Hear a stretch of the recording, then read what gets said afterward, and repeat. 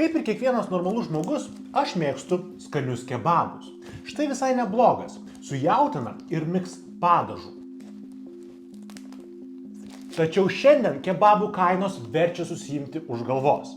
Be 10 eurų geriau net nesirodyti kebabinėje. O kur dar ekstra padažas, ekstra mėsytė, tai tikras apiplėšimas vidury dienos. Ir štai kaip rodo patys naujausi duomenys, mes esame ne vieninteliai, kurie kenčia nuo drastiško kebabų kainų kilimo. Kebabų kainų pandemija siaučia visoje Europoje. Antai vokiečiai neiškentę drastiško kebabų kainų kilimo išėjo į gatves protestuoti ir reikalauja valdžios įvesti kebabų kainų ribojimus.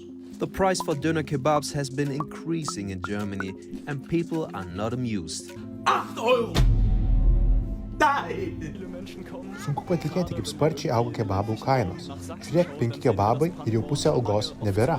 Aš, kaip kandidatas į Europos parlamentą, sveikinu šią puikią vokiečių iniciatyvą, tačiau atsakingai sakau, kad to nepakanka. Mes turime įvesti kebabų kainų ribojimus visoje Europoje. Tad, patekęs į Europos parlamentą, aš atsakingai sieksiu, kad būtų kuo skubiau įvesta direktyva dėl kebabų kainų ribojimų visoje Europoje.